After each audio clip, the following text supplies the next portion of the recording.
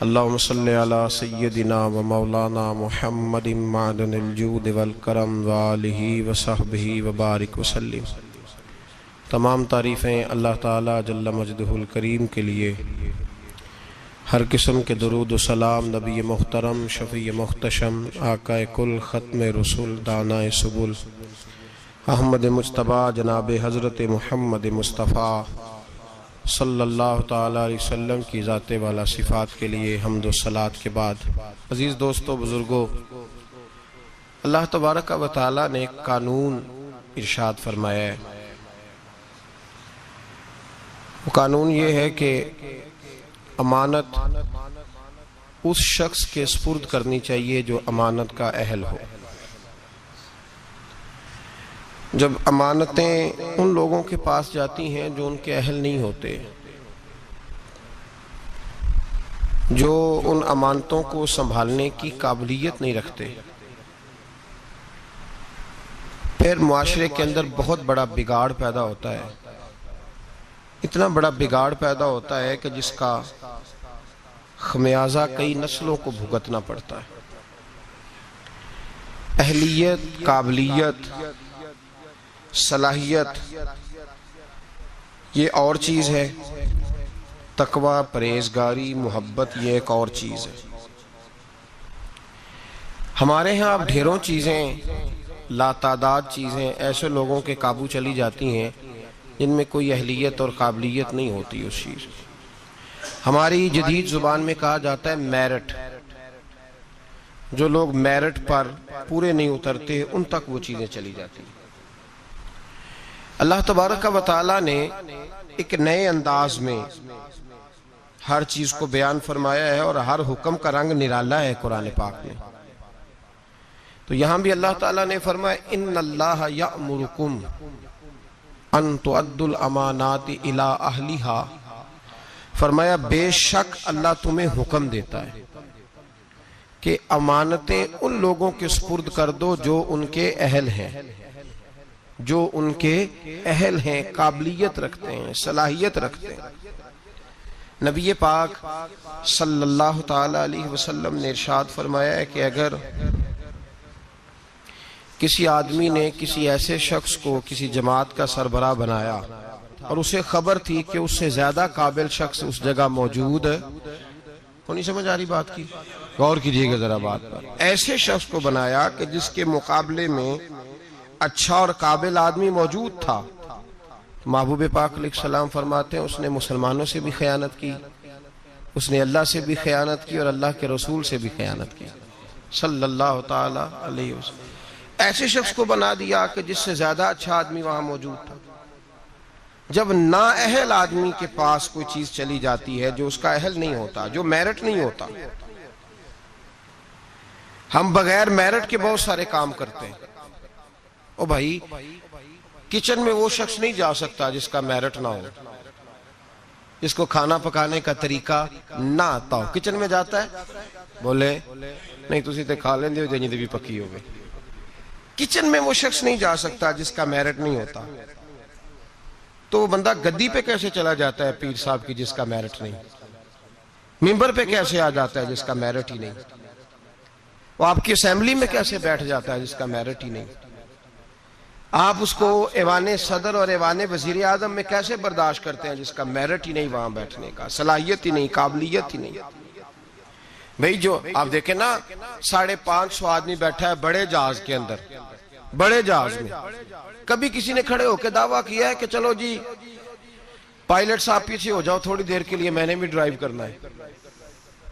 550 آدمی بیٹھے ہیں اور ضروری تو نہیں کہ سارے انگوٹھا چھاپ ہی ہوں، اس میں لیکچرار ہیں، عالم ہیں، فاضل ہیں، صوفی ہیں، انجینئر ہیں، ہر شعبے سے تعلق رکھنے والا آدمی ہے، لیکن کسی نے کبھی دعویٰ کیا اٹھ کے؟ جی بولے تو اگر کر دے تو اول تو کیا نہیں، اور اگر کر دے تو میرا خیال ہے پائلٹ کہے گا دروازہ کھول کے چلو میں بھی تھک گیا ہوں 5 منٹ تجھے دیتا ہوں، دے گا وہ؟ اور اگر پائلٹ مان جائے، مثال دے رہا ہوں سمجھانے کے لیے، پائلٹ مان گیا کہ ٹھیک ہے میں 5 منٹ دیتا ہوں، تو جو باقی کرسیاں ساری لوگ بیٹھے ہیں وہ سارے کہیں گے ٹھیک ہے پائلٹ صاحب 2 باری، کیا کریں گے وہ؟ جی یہ تو جب بیٹھے ہوں گے تب پتہ چلے گا نا بنے گا کیا. وہ پائلٹ کو کہیں گے کہ تیرا دماغ ٹھیک ہے, اس قابل ہی نہیں تو بٹھا رہا ہے. ہمارے ہاں ہر آدمی کھڑے ہو کے اعلان کر رہا ہے میں پیر صاحب ہوں, ہر آدمی. کوئی اس کو منع ہی نہیں کر رہا کہ تیرے اندر بھائی صلاحیت نہیں, تجھے تو بسم اللہ شریف نہیں سیدھی پڑھنی آتی. ہر آدمی کھڑے ہو کے اعلان کر رہا ہے کہ میں بہت بڑا مفتی ہوں, مولوی صاحب سے مسئلہ نہ پوچھنا, میں خود بتا لیتا ہوں, مولویوں کو کیا پتا, مجھ سے پوچھو. کوئی بندہ نہیں اس سے کہتا کہ بھائی تیرا شعبہ ہی نہیں, تیرا میرٹ ہی نہیں, تو کیوں بول رہا ہے اس معاملے میں, چپ کر خاموش ہو. سارے موقع دے رہے ہیں, کہتے ہیں ٹھیک ہے تو بھی مسئلہ بتا, چل تو بھی مسئلہ بتا, سارے اس کو موقع دے رہے ہیں. اور پھر جب ایک تو بول سارے رہے ہیں, پھر موقع مل رہا ہے, اور پھر جو ہم دائیں بائیں ہیں کوئی شخص یہ کہنے کو تیار نہیں, اس کی خوشامد ہو رہی ہے, کہتے بڑا اچھا ہے بڑا اچھا ہے. باہر کہتے رہیں گے جعلی ہے, غلط ہے, برا ہے, سامنے جا کے کوئی بولنے کو تیار ہے. کیا ہو رہا ہے یہ؟ اللہ فرماتا ہے کہ امانت اہل کے سپرد کرو اور نا اہل کو امانت نہ دو. نبی پاک صلی اللہ علیہ وسلم نے فرمایا اگر تم نے نا اہل کو دے دی تو فساد ہو جائے گا. یہاں ہو رہا ہے فساد, کسی جگہ کا کوئی میرٹ نہیں. مولوی صاحب پیسے تھوڑے لینے چاہیے بس ان کو. وہ اگر پچھلا امام 12,000 لے رہا تھا تو اس نے کہا میں 10,000 میں نماز پڑھاؤں گا, تو ہمیں اتنا پتا ہے کہ 2,000 بچا ہے, یہ نہیں ہمیں پتا اس بیچارے کو نماز کی 6 شرطیں بھی آتی ہیں کہ نہیں, امامت کی 6 شرطیں اس کو وہ بھی آتی ہیں کہ نہیں, وہ کوئی 2-4 صورتیں صحیح تلفظ سے پڑھ سکتا ہے, اس کو پتا ہے کسی شے کا, کوئی خبر نہیں. مولوی صاحب جمعے کا 1 گھنٹہ کسی نہ کسی طریقے بول کے وقت گزار لیں گے, اتنا تو سب کو پتا ہے, لیکن وہ کیا بولیں گے, قرآن کی روشنی میں بولیں گے, حدیث کی روشنی میں بولیں گے, نبی پاک صلی اللہ تعالی علیہ وسلم کے ارشادات کی روشنی میں قوم سے بات کریں گے یا نہیں کریں گے, اس کا کسی شخص کو پتا. پیر صاحب تویز دے رہے ہیں, پھونک مار رہے ہیں, کبھی کھول کے دیکھو تو صحیح اس نے تویز میں لکھا کیا ہے, اس نے کیا لکھا ہے, وہ کیا کر رہا ہے, اس کا کوئی قوم بالکل نکل ہی گئی ہے اس کام سے. اس کا نقصان یہ ہوا ہے کہ ہر شعبے میں غلط آدمی, اللہ معاف کرے, ہر شعبے میں ایسے لوگ فٹ ہو گئے جو بالکل انفٹ تھے, بالکل کوئی دور دور تک ان کا تعلق نہیں تھا, اور ہم نے اپنے ساتھ بڑے لوگ فٹ کیے ہوئے ہیں جو انفٹ ہیں. دوست کس کو رکھنا چاہیے, خوش آمدی کو, تو ہم نے کون سے رکھے ہوئے جی, جن کو ہم کہیں تاش کھیلو تو وہ تاش کھیلیں, جن کو ہم کہیں بیڈمنٹن کھیلو تو وہ بیڈمنٹن کھیلیں, جو ہماری مرضی کے مطابق چلیں وہ ہمارے دوست ہیں. اور جو کو تھوڑا سا ہمیں سمجھائیں, تھوڑا سا کہیں کہ نہیں تیرے اندر یہ غلطی ہے, وہ دشمن ہے. ہم پھر فارورڈ بلاک بناتے ہیں علیحدہ سے, 2-3 دوست علیحدہ لے کے بیٹھتے ہیں, کہتے ہیں میرے خلاف ہو گیا, جلتا ہے. ہمیشہ سمجھدار آدمی دوست مشیر ہوتا ہے, دوست کے اندر صلاحیت ہوتی ہے, دوست جو ہوتا ہے وہ آپ کو لے کے چلتا ہے. میرے نبی پاک صلی اللہ علیہ وسلم نے فرمایا المرء علی دین خلیلہ ہی, انسان اپنے دوست کے مذہب پر ہوتا ہے, وہ اپنے دوست کے, جو اس کے دوست کا مذہب ہوگا وہ اسی کا مذہب ہو جائے گا. اتنا بڑا درجہ دیا, ہم نے کبھی سوچا ہی نہیں. جو آیا جس نے کہا چودھری صاحب, سیٹھ صاحب, علامہ صاحب, بلے بلے کیا بات ہے, ابے کے خلاف ہم بات کرنے لگے تو وہ اس میں شامل ہو گیا, اماں کے خلاف بولنے لگے تو وہ اس میں شامل ہو گیا. ہم نے یہ کبھی سوچا ہی نہیں کہ یہ تو ہمارا نقصان کر رہا ہے, یہ تو ہمیں بڑی دور لے کے جا رہا ہے, اس کا تو میرٹ ہی نہیں تھا میرا دوست بننے کا. انتخاب کر کے, سوچ سمجھ کے. ہر ایک سے دوستانہ ہو سکتا, ہر ایک سے دوستانہ ہو سکتا, کورے ورک کتاب نہیں ہوندے, پتھر دل گلاب نہیں ہوندے. بھلیا پہلو ہی سوچ کے لائیے, پھر یارہ نال حساب نہیں ہوندے. غور کر, خیال تو کرنا. ملا رومی رحمت اللہ تعالی لکھا ہے کہ ایک آدمی کی باندر سے دوستی ہو گئی, بندر سے دوستی ہو گئی. خود آدمی تھا, دوستی کس سے لگا لی, بندر سے. جی بندر سے دوستی لگا لی. ہوا یہ کہ اس کی تفصیل بیان کی. حضرت رومی علیہ رحمہ فرماتے ہیں کہ بندر کو سانپ کاٹنے لگا تو اس نے اس کو بچایا تھا سانپ سے, تو بندر اس کا فرما بردار ہو گیا. یہ بندر کو کہتا درخت پہ چڑھ جا تو چڑھ جاتا, بیٹھ جا تو بیٹھ جاتا, اٹھ جا تو اٹھ جاتا. یہ لوگوں کے سامنے ڈنگے مارتا کہ دیکھو بندر بھی میرا فرما بردار ہے, کیونکہ فرما برداری سے غرض ہے میرٹ سے غرض نہیں، صلاحیت سے غرض وہ اس قابل بھی ہے میری دوستی کے کہ نہیں، اس سے کوئی غرض نہیں۔ مولا رومی کہتے ہیں کہ اس شخص کو سارے لوگوں نے سمجھایا کہ یہ تیری دوستی کے قابل نہیں، یہ جانور ہے، بندر کو چاہیے کسی بندر سے دوستی کرے، تو انسان ہے، کسی انسان سے جرانہ لگا، یہ تو بیچارہ اس قابل ہی نہیں کہ تیری دوستی کے معیار پہ پورا اتر سکے۔ اس نے کہا تم جلتے ہو، میری اصل میں بات مانتا ہے، تمہاری مانتا نہیں نا، تو تم جلتے ہو۔ میں نے دیکھا ہے بڑا بھائی چھوٹے کو منع کر رہا ہے، چھوٹا کہہ رہا ہے تمہیں کیا پتا، اماں ابا منع کر رہے ہو، کہتے ہیں نہیں آپ کو کیا خبر۔ مولا رومی رحمت اللہ تعالی علیہ فرماتے ہیں کہ وہ سو رہا تھا تو بندر اس کے منہ سے مکھیاں اڑا رہا تھا درخت کے نیچے، پاس کلاڑی رکھی ہوئی تھی، دو ایک مکھیاں ایسی تھی جو بڑا تنگ کر رہی تھی، اڑتی نہیں تھی، پہلے تو اڑاتا رہا، پھر جوش جذبات میں کلاڑی اٹھائی اور دے ماری سر پہ۔ جب سر پہ کلاڑی ماری کس لیے؟ مکھی مارنے کے لیے، تو وہ دو حصوں میں تقسیم ہو گیا، قتل ہوا، شور ہوا کہ بندر نے مار دیا، بندر نے مار دیا، بندر نے مار دیا۔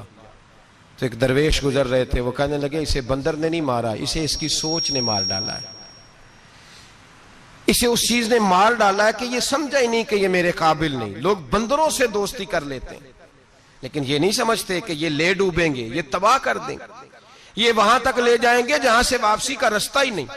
اس لیے کہ بیوقوف دوست پیار بھی کرے نا تو اسے پیار کرنے کا طریقہ بھی، بولیے پیار کا طریقہ بھی، پیار بھی اچھے طریقے سے، محبت بھی اچھے اسلوب میں کرے گا تو کر سکے۔ ہم غلط لوگوں کو اپنا مشیر بناتے ہیں، میرٹ ہی نہیں ہمارا، ہم صرف یہ دیکھتے ہیں، بلکہ بندہ تگڑا ہونا چاہیے، کسی بڑے M N A M P A کے پاس اس کا اٹھنا بیٹھنا ہونا چاہیے، تگڑا ہونا چاہیے، وہ ہمارا دوست ہے، چاہے اس آدمی کو تھوڑا سا بھی سلیقہ نہ آتا ہو بولنے کا۔ ہمارے ہاں رشتوں کا معیار کیا ہے؟ یہ میرے بھائی کی بیٹی ہے، بھائی کی بیٹی ہونا اور بات ہے، اور بیٹے کے قابل ہونا اور بات ہے۔ یہ میرے بھائی کا بیٹا ہے تو میں اب میرے بھائی میرے گھر آ گیا، بھائی بھائی کی محبت اپنی جگہ اور بچے کا بچی کے قابل ہونا یہ ایک علیحدہ معاملہ ہے۔ میں گیا تھا جی، بچی بڑی پیاری، بڑی خوبصورت، بڑی اچھی، بڑی مجھے وہ جو ہے نا وہ اچھی لگی، تعلیم یافتہ۔ ایک جملے میں ساری بات کہہ دوں گا، اگر آپ کی سمجھ میں آ گئی تب بھی ٹھیک ہے، نہ آئی تو تب بھی ٹھیک ہے، اور ایک جملے میں ساری بات کہہ دوں گا، بدصورت آدمی سے گزارا ہو جاتا ہے، بد اخلاق سے نہیں ہوتا۔ بس ایک جملے میں وضاحت نہیں کروں گا، بدصورت سے گزارا ہو جاتا ہے، بد اخلاق سے یاد رکھ لیں۔ جو چیزیں ہم معاشرے میں ڈھونڈنے نکلے ان کا رنگ اور ہے، اور جن چیزوں کی ہمیں ضرورت ہے وہ چیزیں اور ہیں۔ ہم ضرورت کی چیز نہیں لا رہے، جو چیز تھوڑی دیر کے لیے آنکھوں کو بھائی تو ہم نے ساری زندگی کے لیے اس کو اپنی زندگی میں دخیل کر لیا۔ میرے رسول پاک صلی اللہ تعالی علیہ وسلم نے فرمایا، لوگ مال دیکھ کے شادی کرتے ہیں، حسن دیکھ کے شادی کرتے ہیں، قبیلہ دیکھ کے شادی کرتے ہیں، میرے غلاموں تم سیرت، کردار، اخلاق اور دین دیکھ کے شادی کرنا۔ تم دیکھنا کہ اس کے اندر دیکھے نا، ایک خاتون ساری زندگی خاوند کی خدمت میں گزار دیتی ہے، صبح و شام اس کا خیال رکھتی ہے، بظاہر رنگ روپ اتنا پیارا نہیں لیکن اس کا خاوند جتنا اس سے راضی رہتا ہے، اس کا گھر جتنا ٹھنڈا رہتا ہے، اس کا ماحول جتنا اچھا رہتا ہے، اس لیے کہ میرٹ بڑا اچھا آیا۔ ہم لوگ جس چیز کو میرٹ بناتے ہیں وہ اصل میں میرٹ ہے ہی نہیں۔ یہی حال بچوں کے حوالے سے ہمارا ہے۔ بچی کا جب رشتہ دیکھنے جاتے ہیں تو سب سے پہلا سوال ہم کیا کرتے ہیں بچے کے بارے میں؟ جی ایک کردہ کی ہے جی، تو کردہ کی تو کی مراد ہوں کہندے تاج کھیڑ دا چونک چ بہ کے، کی کردا ہے؟ کیا کرتا ہے؟ یہ لوٹ مار کرتا ہے، پیسے کماتا ہے، کتنے بے شمار کمائی ہے اس کی۔ بھئی بتاؤ تو صحیح، کرتا کیا سے مراد صرف پیسے کمانا ہی ہے یار؟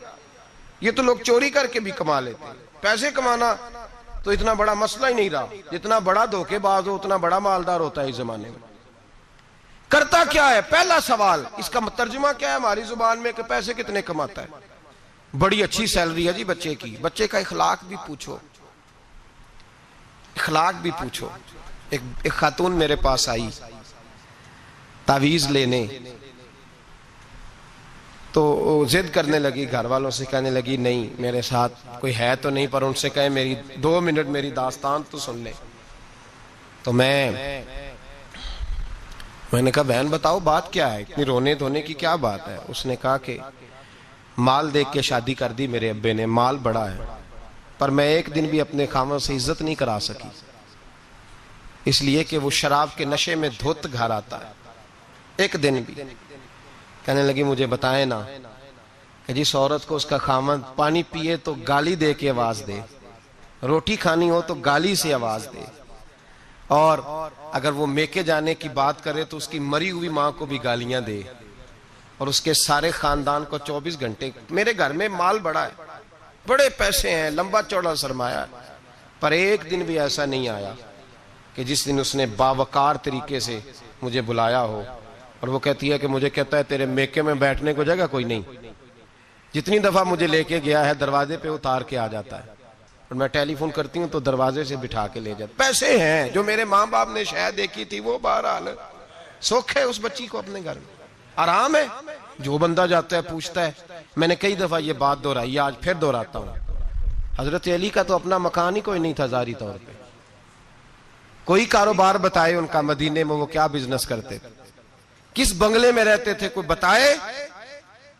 حضرت ابو بکر صدیق رضی اللہ تعالیٰ عنہ نے کہا حضور فاطمہ کے لیے رشتہ، جناب عمر نے کہا فاطمہ کے لیے رشتہ، حضرت عثمان غنی جیسے مالدار نے کہا، حضور نے فرمایا میں رب کے فیصلے کا منتظر ہوں، فیصلہ آیا تو قرہ مولا علی شیر خدا کے نام نکلا، حضرت علی کے نام قرہ نکلا، تو کہا یا رسول اللہ صلی اللہ علیہ وسلم علی کے لیے رشتہ؟ تو میرے مصطفیٰ نے فرمایا علی کا فخر وہ کمال والا ہے کہ رب کے فرشتے بھی میرے علی پہ فخر کرتے ہیں، اس کا فخر وہ کمال والا فخر ہے کہ فرشتے فخر کرتے ہیں۔ صاحب وہ دیکھیں چیز، وہ میرٹ بنائیں جس سے آپ کو سکون ملے، توانائی ملے، بہار ملے، حسن ملے۔ ہم نے وہ چیز جس کا جو میرٹ نہیں تھا وہ بنا دیا ہے، اور میں کہہ چکا ہوں محبت اور ہوتی ہے اور میرٹ قابلیت اور ہوتی ہے، کسی سے پیار ہونا اور بات ہے، اور کسی کا اس جگہ کے لیے قابل ہونا یہ اور بات ہے۔ اولاد سے پیار ہوتا ہے کہ نہیں انسان کو؟ بچے بڑے پیارے ہوتے ہیں، ماں بڑا پیار کرتی ہے، لیکن باپ کی محبت کو بھی کوئی نہیں تول سکتا۔ زندگیاں باپ ہی گزار دیتا ہے پردیس میں اولاد کے لیے، صبح سے شام تک دھوپ میں باپ ہی کھڑا ہوتا ہے اولاد کی خاطر، باپ جد و جہد کرتا ہے، زندگی جوانی دیتا ہے اولاد کو۔ خواجہ معین الدین اجمیری کے 14 بیٹے تھے، کتنے؟ سارے بولیے، نہیں بولے سارے، آپ سارے بولے، کتنے بیٹے تھے؟ تو کوئی ایک نام بتائیں کسی بیٹے کا، کتنے بیٹے تھے؟ ایک کا نام بتائیں، خلیفہ کا نام بتائیں۔ خواجہ قطب الدین بختیار کاکی، بیٹے کا کسی کو نہیں پتا، خلیفہ کو دنیا جانتی ہے، حضرت خواجہ قطب الدین یہ خلیفہ ہیں۔ ان کا نہیں دل کرتا تھا جاتی دفعہ پگڑی باندھ جاؤں بیٹے کو، بیٹا مسجد میں بھی تو رہنا، آستانے پہ بھی تو رہنا، مدرسہ بھی تیرا، ہر شے تیری، لیکن بیٹے کو دستار باندھ کے انہوں نے محبت نہیں دیکھی، معیار دیکھا۔ بڑے بڑے مرکز تباہ ہو گئے، نااہل بچے بیٹھ گئے، نااہل۔ کوئی عالم، کوئی صوفی، کوئی اچھا آدمی اگر کام کرنا چاہتا ہے اسے نئے سرے سے بنانی پڑتی ہے آج شے، نئے سرے سے۔ اور ہمارے ہاں تو سیاست اس قدر بری ہو گئی ہے کہ لوگ یہ نہیں دیکھتے کہ معیار کیا ہے، یہ نہیں دیکھتے کہ میرٹ کیا ہے، کہتے ہیں نہیں یار یہ ہمارے بڑوں کا ادارہ ہے، ہم نے یہیں جانا ہے، وہاں کون بیٹھا ہے خدا جانے۔ لوگ مخالفت کرتے ہیں شدت کے ساتھ۔ ہم نے کبھی یہ سوچا ہی نہیں کہ حضرت خواجہ معین الدین اجمیری کے 14 بیٹے، اور کسی جگہ نہیں لکھا کہ ان کا بیٹا دیندار نہیں تھا، پرہیزگار نہیں تھا، لیکن کسی نے کہا کہ حضور آپ کا فیض، آپ کا رنگ دیکھنا ہو تو کہاں ملے گا؟ فرمایا دلی میں قطب الدین بختیار کاکی رہتا ہے، ہر شے میں نے اسے دے دی ہے، وہاں جاؤ۔ اور اس میرٹ کا حال کیا تھا خواجہ قطب صاحب کا؟ خواجہ قطب الدین بختیار کاکی پھر اتنے بڑے صوفی ہوئے کہ دلی کا بادشاہ بھی مرید ہو گیا، وہ بھی آپ کے قدموں میں بیٹھ گیا۔ اور ایسے نہیں مرید ہوا، ایسے نہیں مرید ہوا کہ وہ اپنے ٹائم پہ شراب بھی پی لیتا ہے معاذ اللہ، اور پیر صاحب کو گاڑی میں بٹھا کے لاہور کا چکر بھی لگوا دیتا ہے، یہ کوئی اس طرح کا مرید نہیں ہوا۔ مرید ہوا تو دیندار ہوا، ان کے نقش قدم پہ چلا۔ ہمارے ہاں زمانے میں لوگوں نے پیر بھی رکھے ہوتے ہیں اور بدماش بھی رکھے ہوتے ہیں، دونوں چیزیں۔ وہ جمعے والے دن پیر صاحب کو سلوٹ کر لیتے ہیں، ہفتے والے دن کسی ایم پی اے گنڈے کے ڈیرے پہ بھی جا کے بیٹھ جاتے ہیں. سارا کچھ ہی رکھا ہوا ہے ہم نے. معاذ اللہ، یہ کیسا انداز. جو درویشوں کے ڈیرے پہ آئے پھر بدل گئے، پھر ان کے اندر کوئی کسی قسم کی غیر شرعی حرکت نہ رہی. حضرت خواجہ قطب الدین بختیار کاکی کا مرید تھا تو کس طرح کا مرید تھا؟ خواجہ قطب صاحب نے انتقال کے وقت وصیت فرمائی تھی. فرمایا میرا جنازہ وہ پڑھائے کہ جس نے جب توبہ کی تو پھر دوبارہ اس کی نظر سوائے اپنی بیوی کے کسی اور بیوی پہ بری نظر گئی نہیں، نظر بھی نہیں گئی، باقی چیزیں تو دور رہی. اور دوسری، جب سے توبہ کی پھر اس کے حلق سے دوبارہ حرام کا لقمہ نہ اترا ہو. اور پھر تیسری بات، جب سے توبہ کی فرض نمازیں تو اپنی جگہ رہیں، اس نے کبھی تہجد بھی نہ چھوڑی ہو. وہ میرا جنازہ پڑھائے.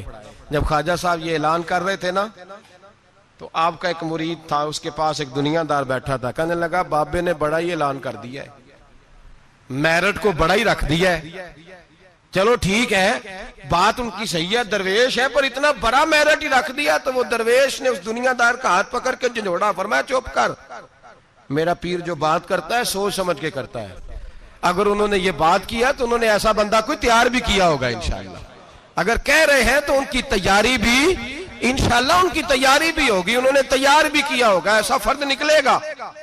خواجہ قطب الدین کا انتقال ہوا، جنازے کی چارپائی رکھی ہے، اعلان ہوا جس میں 3 خوبیاں باہر آ جائیں. بڑے بڑے صوفی گردنیں جھکا کے کھڑے رہے. 5ویں صف سے دلی کا بادشاہ نکل کے آیا. باہر نکلا، ہانپتا کامتا روتا. کہنے لگا اگر میرے شیخ کا اعلان نہ ہوتا تو میں اپنا ظاہر نہ کرتا.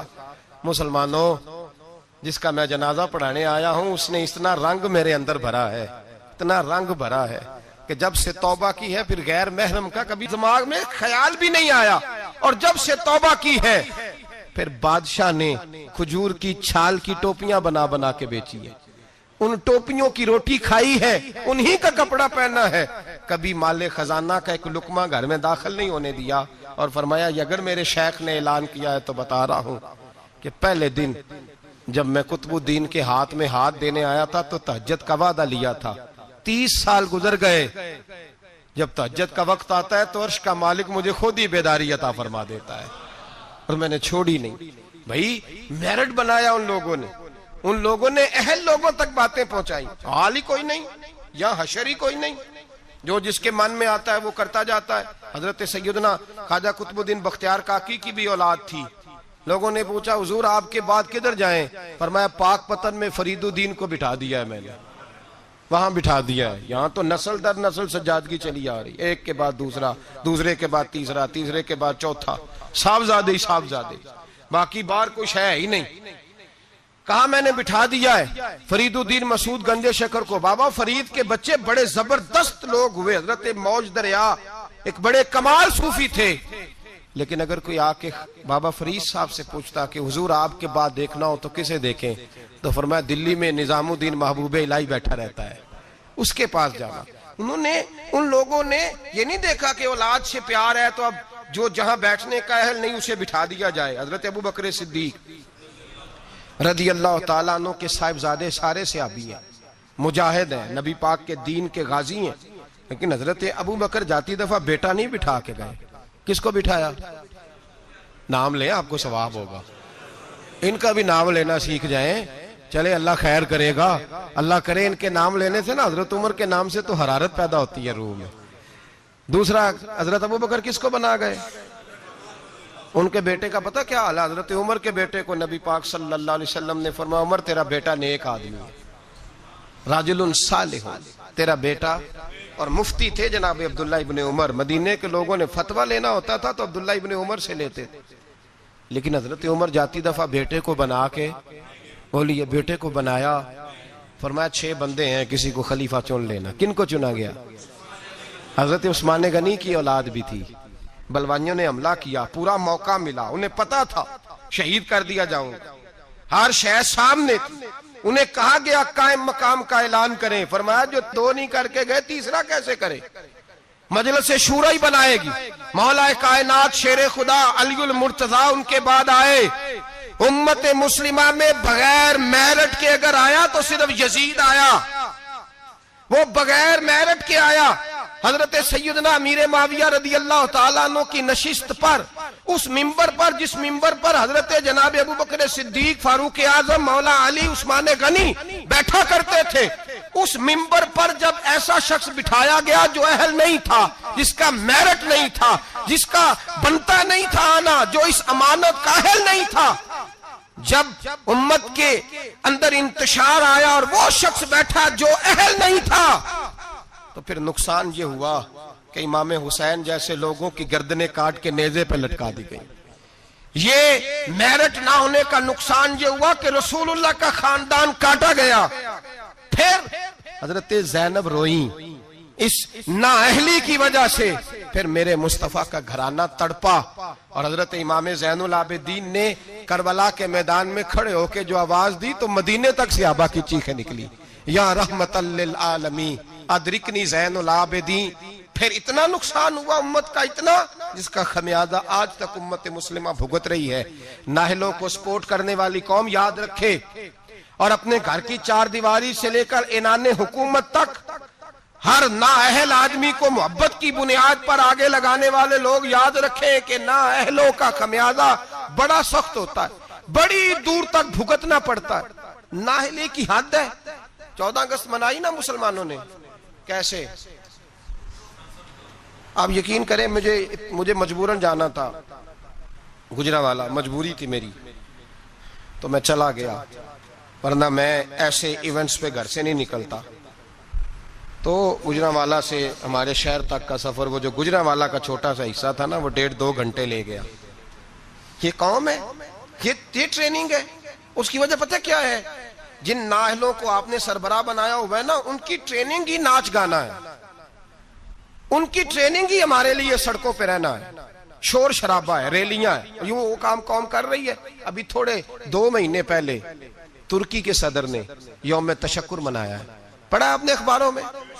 طیب اردگان جس سال فوج نے بغاوت کر دی تو قوم کو کچھ دیا تھا نا، فوجی آ گئے، حالانکہ ٹینکوں کے سامنے کھڑا ہونا کوئی آسان بات ہے، لیکن درجنوں لوگ گھروں سے نکل کے آئے اور ٹینکوں کے آگے لیٹ کے جانے دی، کہا ہمارا حکمران بڑا اچھا ہے، ہم جانے نہیں دیں گے۔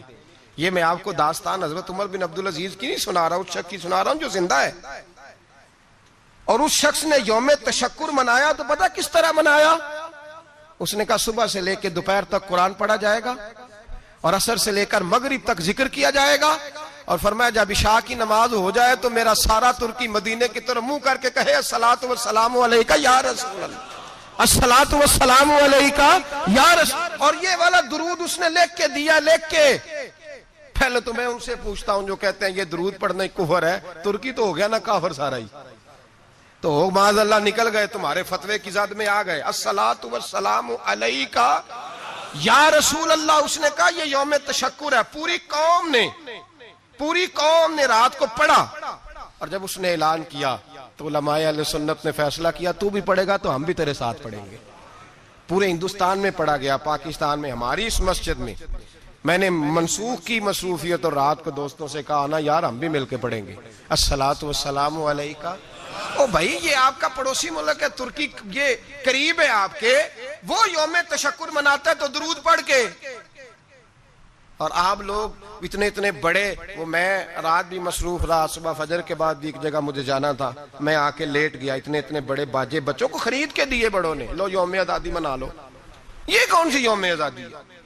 یہ جشن منا رہے ہو؟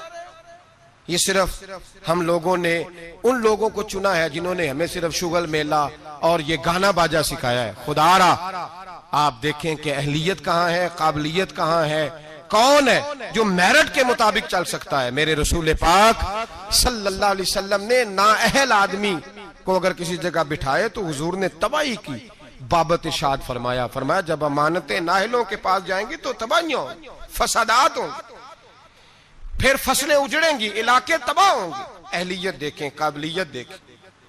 حضرت عمر فاروق رضی اللہ تعالیٰ عنہ کے صاحبزادے بڑے نیک تھے، پرہیزگار تھے، پر انہوں نے بھی اپنے بیٹے کو بنایا۔ کسی صحابی نے ایسی کوئی کوشش نہیں کی کہ اپنے بعد ہم اس کو نسل در نسل وراثت کے طور پر چھوڑ جائیں۔ محبت اپنی جگہ لیکن قابلیت اپنی جگہ. ملا جیون رحمت اللہ علیہ پیر تھے اورنگزیب عالمگیر کے، بادشاہ کے. تو اورنگزیب کے گھر میں نا ایک بوڑھی اماں رہتی تھی. اورنگزیب بڑا پیار کرتے تھے بوڑھی اماں سے، اس کو ہر کام میں اس سے مشورہ ہوتا تو وہ بوڑھی ہر کام میں محبت کی وجہ سے، وہ معاذ اللہ غلط نہیں تھی لیکن محبت کی وجہ سے اس کو پوچھا جاتا. ملا جیون رحمت اللہ علیہ اورنگزیب سے ایک دن کہنے لگے کہ باقی ساری باتیں تو ٹھیک ہیں لیکن اس خاتون کو ہر شے کا نہیں پتا، تو جو اس کے شعبہ جاتے ہیں اس میں تو مشورہ کیا کرو، تو جو اس کا شعبہ نہیں نا اس میں اس سے مشورہ نہ کیا کرو. پیار اپنی جگہ اور قابلیت اپنی جگہ، اہلیت اپنی جگہ. جو اس کا شعبہ ہی نہیں. اب کوئی فقہ کا عالم جا کے اپنی اماں سے کہے کہ میں نے 2 اصول فقہ لکھنے ہیں تو بتائیں کیا کروں، امام شافعی سے لوں کہ امام مالک سے لوں؟ تو اماں بھی یہی جواب دے گی کہ بیٹے مجھے پتہ ہی نہیں. تو جس چیز کا جو آدمی کا شعبہ نہیں اس میں اس آدمی آپ کابل کے پاس جائیں گے، اہل کے پاس جائیں گے اور اس سے جا کے دیکھیں نا. ہمارے ہاں سائنس کے اندر سبجیکٹ رکھے گئے تو اسپیشلسٹ ہونا ایک سبجیکٹ رکھا گیا. ایک آدمی میڈیکل اسپیشلسٹ ہے، پھر اسے آگے بڑھیں گے آپ تو میدے کا اسپیشلسٹ علیحدہ ہے، آنکھوں کا تو آپ نے اگر میدے کے ڈاکٹر سے دوائی لینی ہے تو آنکھ والے ڈاکٹر کے پاس جائیں گے. میرٹ کو دیکھیں گے آپ، جو اہل ہے آپ اس کے پاس جائیں گے. یہ تھوڑی ہے کہ جو اہل ہی نہیں، قابل ہی نہیں، اسے آپ نے رنگی ہے. سیاست دوران تو دیکھیے منزل انہیں ملی جو شریک سفر نہ تھے، جو بیچارے قابل ہی نہیں، ان کو آپ جو ہے وہ والی امانت سونپ دیں گے تو وہ تباہی کریں گے. وہ ملا جیون نے منع کیا لیکن وہ گھر میں بوڑھی اماں کا بڑا دخل تھا.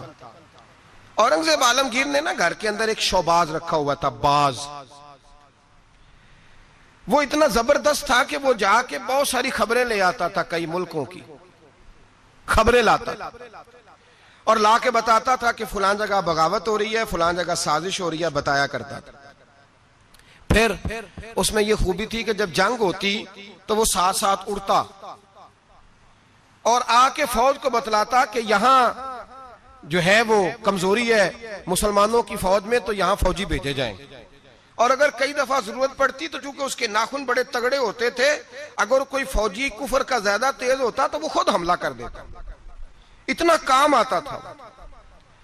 بوڑھی اماں چونکہ پیار بڑا کرتی تھی، محبت ہی محبت میں ایک دن اس کو دیکھا باز کو کہ بادشاہ کا باز ہے تو کہنے لگی ادھر آنا میرے پاس. اب اس کا دخل تھا ہر کام میں تو اس نے محبت کی. کہنے لگی دیکھ تیرے پر کتنے بڑے ہو گئے، کسی نے کبھی سوچا ہی نہیں.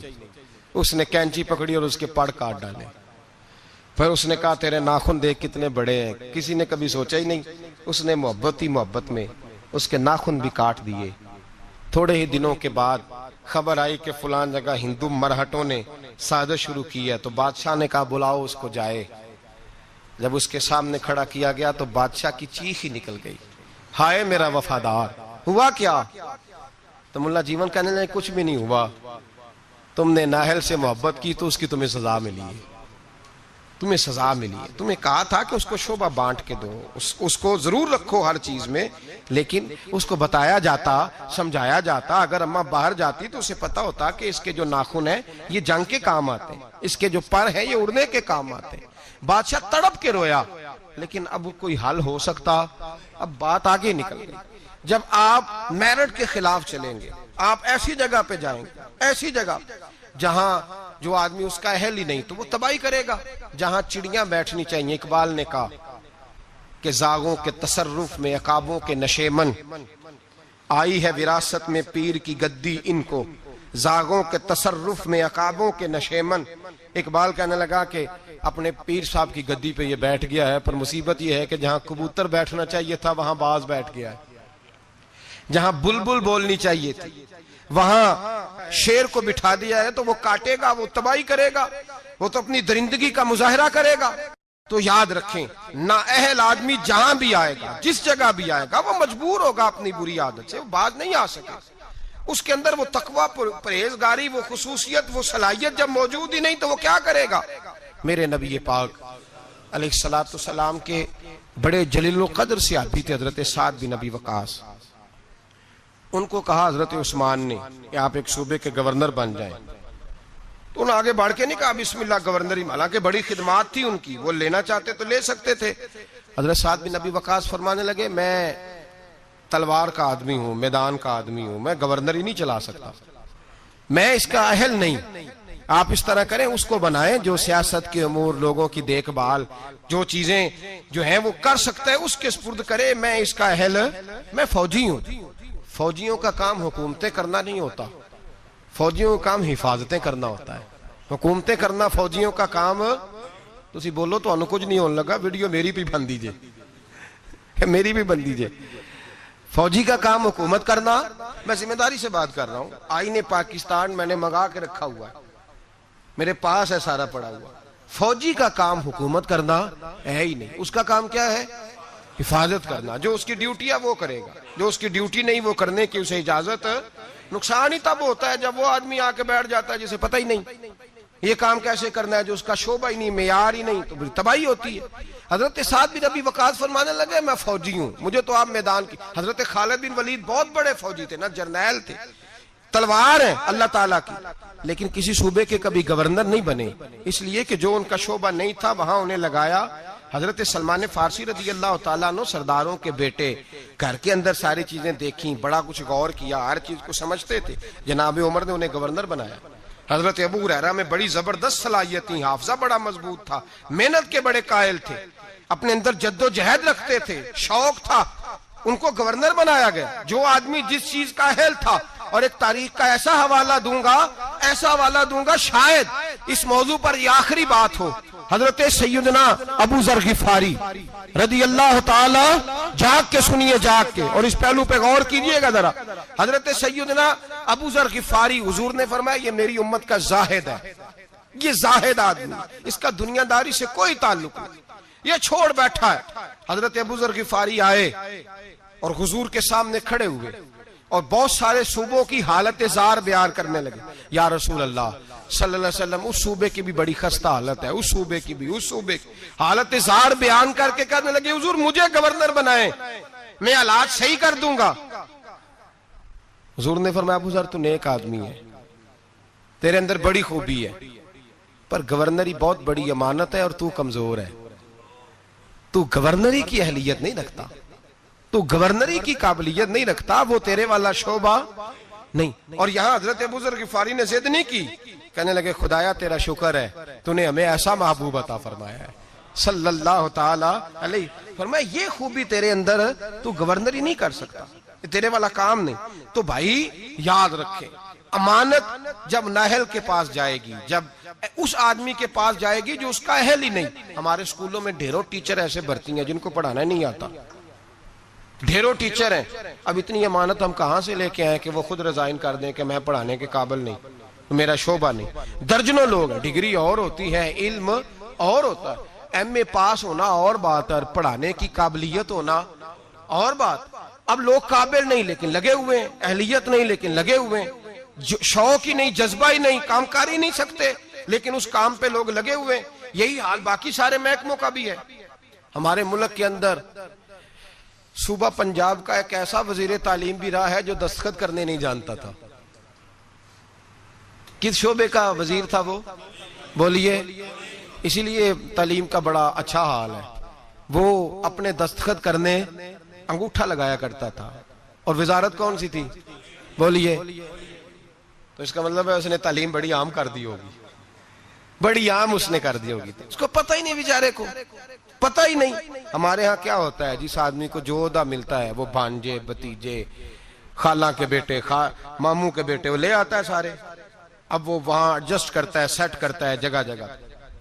اپنے شعبے کو دیکھیں، اگر آپ کے اندر کسی شعبے کی صلاحیت نہیں تو آپ اس کو چھوڑ دیں، علیحدہ ہو جائے، قابلیت نہیں تو علیحدہ ہو جائے۔ اور آپ کے ذمہ اگر لگے کسی آدمی کو کسی جگہ تعین کرنا تو پھر بھی آپ اس آدمی کو تعین کریں جو بڑا بہترین ہو۔ حضرت ابو بکر صدیق رضی اللہ تعالیٰ عنہ وصال ہو رہا ہے، شدید بیمار ہے، بڑے شدید، اور اتنی سخت حالت ہے کہ مدینے میں نئے سرے سے لوگ کہتے ہیں اندھیرا چھایا، نئے سرے سے۔ ایک وہ رات تھی جب حضور نے وصال کیا، اور ایک آج رات ہے جب ابو بکر کے وصال کا وقت ہے۔ حضرت ابو بکر صدیق کے پاس درجنوں لوگ گئے، آپ کے بعد کیا ہوگا؟ جناب صدیق اکبر نے فرمایا عمر کو بلاؤ، عمر کو۔ حضرت فاروق اعظم تشریف لائے تو جناب ابو بکر صدیق نے صحابہ کے مجمع پہ نظر ڈالی اور ایک تاریخی جملہ کہا، تاریخی جملہ. فرمانے لگے میں دنیا سے جا رہا ہوں، یہ وہ وقت ہے جب بہت بڑا جھوٹا بھی سچ بولنے لگتا ہے. وہ سامنے مجھے قبر نظر آ رہی ہے، بہت بڑا جھوٹا بھی سچ بولتا ہے اس موقع پر. فرمایا میری تم سے گزارش ہے کہ میرے بعد عمر فاروق کو اپنا امیر بنا لینا. حضرت عمر دوڑ کے آئے، کہنے لگے حضور میں ڈنڈے کی زبان بولنے والا شخص ہوں، مزاج میں سختی ہے، کس طرح کام چلے گا؟ آپ نے فرمایا عمر تجھے تیری ماں روئے، میں نے تجھے ساری زندگی دیکھا ہے، اس امت کو تیری ضرورت ہے. حضرت عمر فاروق کو پابند کیا تو ایک صحابی پھر بولے، کہنے لگے ابو بکر اللہ کے پاس جا رہے ہو، کیا جواب دو گے؟ حضرت ابو بکر صدیق فرمانے لگے رب کریم نے اگر مجھ سے پوچھا نا میرے بعد میرے محبوب کی امت کا کیا کر کے آیا ہے، تو میں عرض کروں گا اے اللہ جو تیرے بندوں میں سب سے اچھا تھا اسے مسلمانوں کا نگران بنا کے آیا، جو سب سے بہترین تھا. بیٹے موجود ہیں، بھتیجے موجود ہیں، مسلمان ہیں، صحابی ہیں، نمازی ہیں.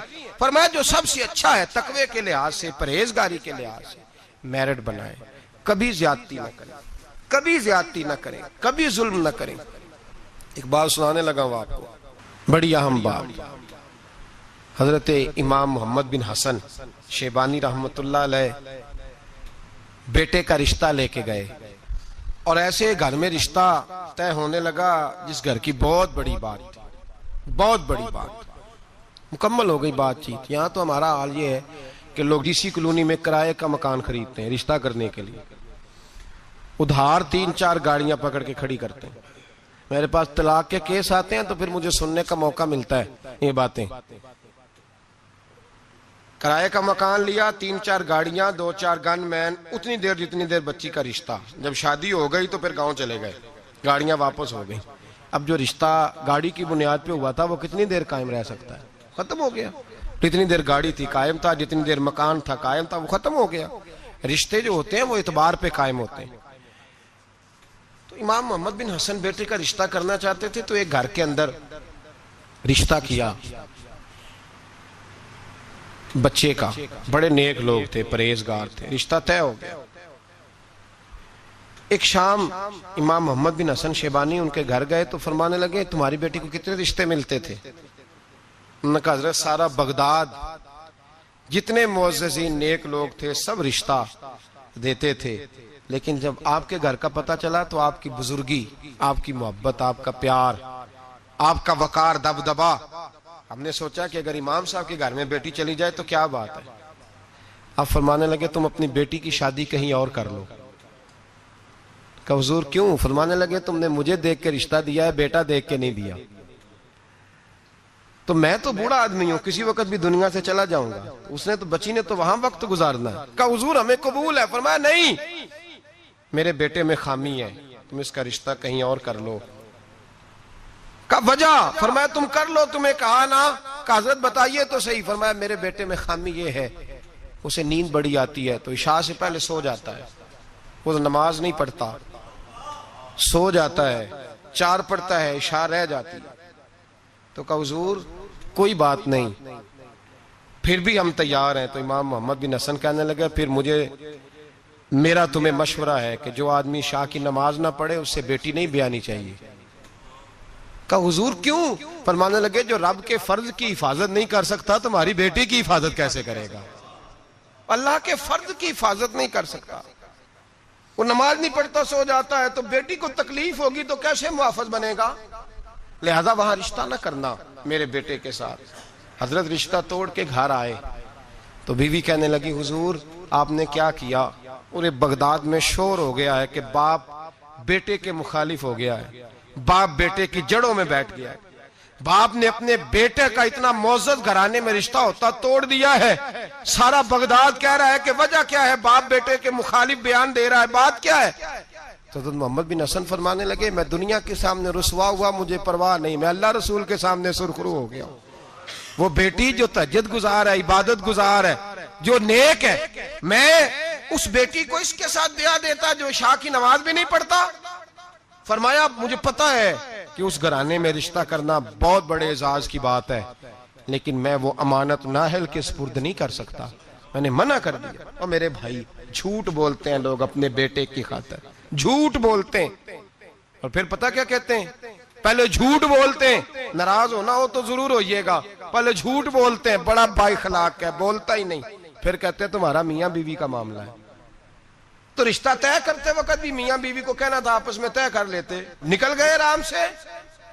بیٹی کی عظمتیں بیان کرنے کی باری تھی تو کہتے رہے کہ رابعہ بصری ہے، اس وقت تو کہتے رہے کہ یہ کیا بات ہے اس کی، یہ تو حضرت بایزید کی اماں کی طرف پرہیزگار ہے، اور جب سسرال والوں نے شکایت کی، لڑکے نے آ کے کہا کہ سمجھائیے تو کہا تمہارا میاں بیوی کا معاملہ ہے۔ کیسی بات کرتے ہو تم نے، نااہل کے سپرد کر دیا اہل کو، ظلم کر دیا۔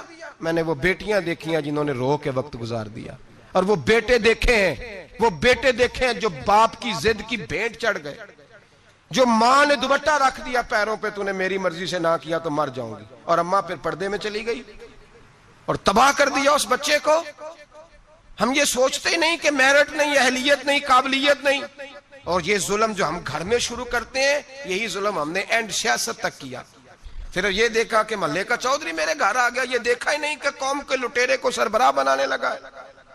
یہ صرف اتنا دیکھا کہ 2-4 بڑے بڑے لوگ میرے گھر آ گئے، یہ دیکھا ہی نہیں کہ ڈاکو، چور، ظالم، خائن اور سارے کھرے چوری کے جس کے گھر جاتے ہیں اسی کو نگران اعلیٰ مان لیا۔ یہ دیکھا ہی نہیں، سوچا ہی نہیں، یہ کبھی خیال ہی نہیں کیا کہ کس کے حمایتی بننے لگے، کبھی خیال ہی نہیں آیا ہمیں۔ سفارش بہت بڑی ذمہ داری ہوتی ہے، ہم جس کی مرضی کر دیتے ہیں، جس کے حق میں مرضی بول لیتے ہیں، جو مرضی ہم سوچ لیتے ہیں۔ میرے نبی پاک صلی اللہ علیہ وسلم نے معیار کی بات فرمائی، معیار کی۔ اسلام مقدار کا تو قائل ہی نہیں، اسلام تو معیار کا قائل ہے۔ مقدار کیا ہوتی ہے؟ زیادہ ہونا کو بات ہے، معیاری ہونا بات ہے، معیاری۔ میرے رسول پاک صلی اللہ تعالی علیہ وآلہ وسلم، آج یہ بھی ایک مجمع ہے نا جی، وہ پیر صاحب کے مرید بڑے ہیں، اس پارٹی کے ممبر بڑے ہیں، اور آپ کے ملک میں نظریاتی لوگ تو ویسے ہی ختم ہو گئے، نظریاتی لوگ ختم ہو گئے۔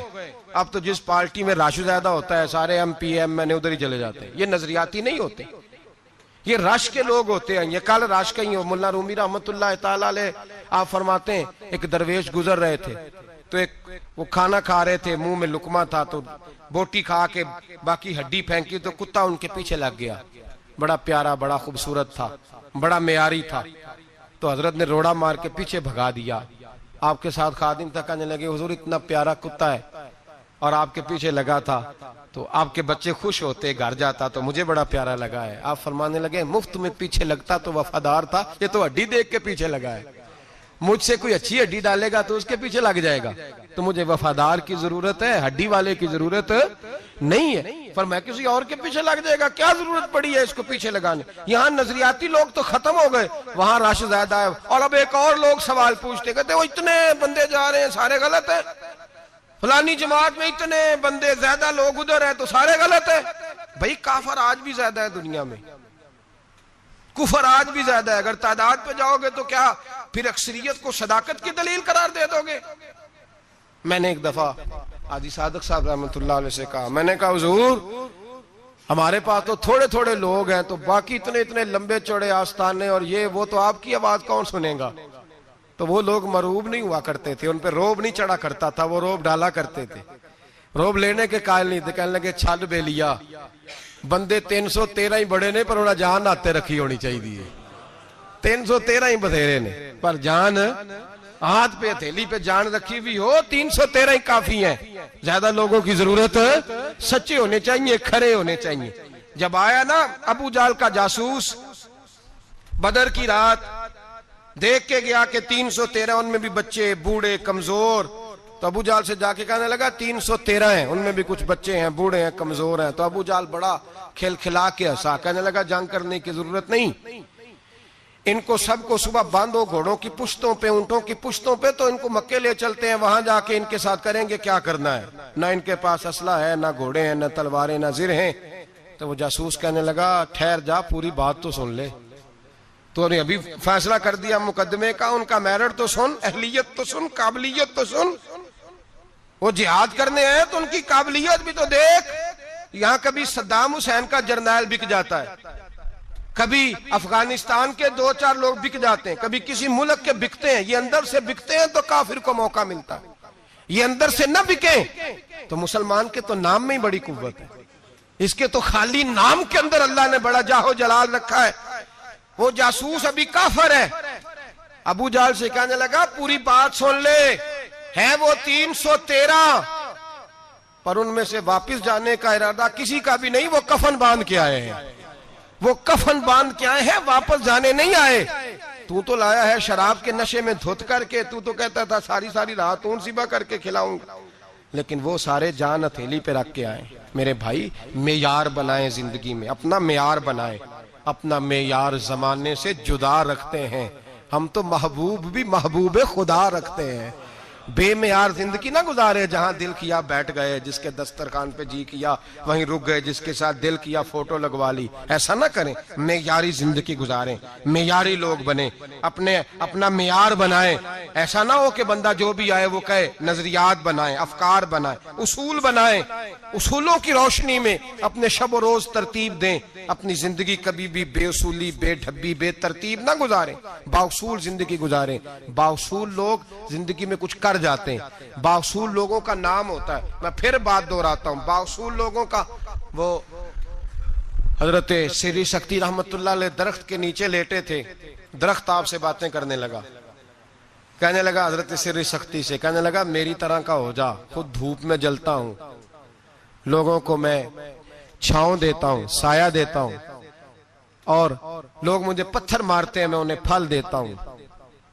تو حضرت سری سکتی فرمانے لگے میں اتنی جلدی باتوں میں نہیں آیا کرتا. اگر تو اتنا ہی اچھا ہے تو تیرا انجام آگ کیوں ہے؟ تو اتنا ہی اچھا ہے تو تیرا انجام آگ ہے. جب تو خشک ہو جاتا ہے تجھے جلا ہی دیا جاتا ہے, تیرا انجام اتنا برا کیوں ہے؟ تو کہتے ہیں وہ درخت کہنے لگا حضور آپ نے تو بڑا پوائنٹ پکڑ لیا. میرے اندر خوبیاں بھی ہیں پر ایک خامی ہے جس کی وجہ سے میں جلا ہی دیا جاتا ہوں, میری راکھ بن جاتی ہے. فرمایا وہ کیا؟ تو درخت کہنے لگا حضور میری خامی یہ ہے کہ جدھر کی ہوا ہوتی ہے میں بھی ادھر کا ہی ہو جاتا ہوں. یہ میری خامی ہے, میں اصول پہ ڈٹا نہیں رہ سکتا, مجبوری یہ ہے.